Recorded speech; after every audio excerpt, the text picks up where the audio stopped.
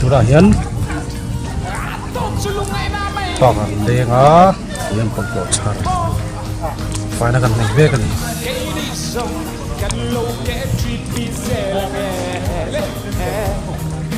KTP voin uai pak leng tian ho do na pon ko char fai na kan nei ni hian hi het rawa hian bol lo vel char fai na tian hun kan manga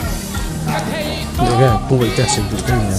ni kun lu ku hei he ti rawa ni kon ti hen bol lo el char kho na tam hu ya voi su da vak lo ta ma kira ka edit da ma hei he ta ti hen bol lo hi hi zo te oi pa ka ni ya ti hen bol lo char khom na ti kan na ya hei he ta ti hen bye lúc tu ti hen bol lo char khom ti hen bol lo char khom na ti hen kan na ya he ta khoen bol lo char hiền bol lo ram char ni ni he ti hian bol lo char fai na ti hian ho do na bol lo char fa na kan ni ti hian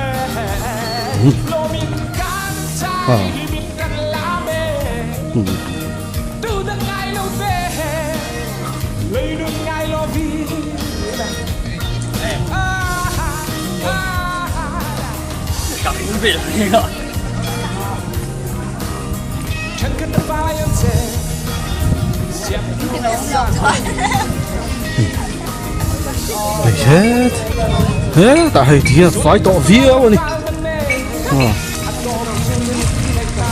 tiền hắn sụp thằng này rồi thì con bật lọ thì con hal phải hal dễ là hay gì tin te hết lại mình à lên sum te lâu chỉ nên cho nên nhưng mà anh giàu được chung mà khó tăng đi tập bộ lên còn ông bol ho char fai cha ta hi ti hi la chun kin zera de ta ko ni kan pa tia ke mani na le thi ta bokki na kan fan fa ro chun mi wa zong te branch ke TP te le ai zon college ve tlo khom thian wan pa ka thian kan lenga ti hian ko dot na ya hian pa fai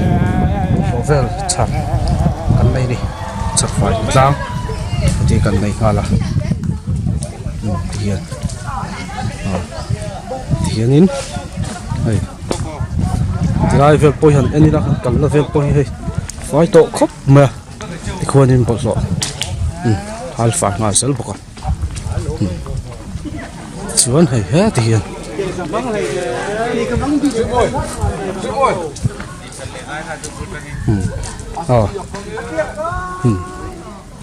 đây thì hiền video đây thì hiền tí phải run quý thì hiền hồ đó ạ anh này dưới đi á đây phải tổ cấp mấy thì hiền hỏi ngon dễ là hiền la brand đây đây lúc không môi này hay hết tại là dâu thần quý tới hầu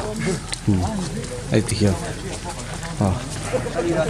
chỉ cần thấy việc cần hỗ trợ đó là việc gì đó tiền trả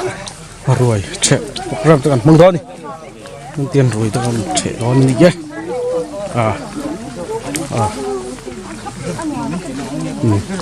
phải nói ngay bồi mòn nhỉ con đi lại không phải thì tiền này thế thì hiền bông lộ char phải hạt lang hay tiền picnic bả lên đâu cũng mua được cũng mua được nhưng mà duy thật đông mấy ạ cũng mấy tên là khát cái rồi representative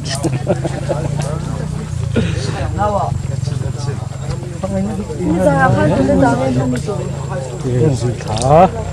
Chỉ sổ sơ tại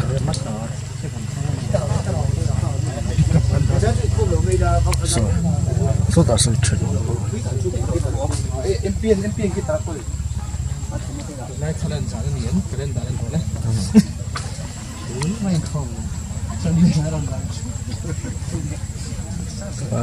khoai công này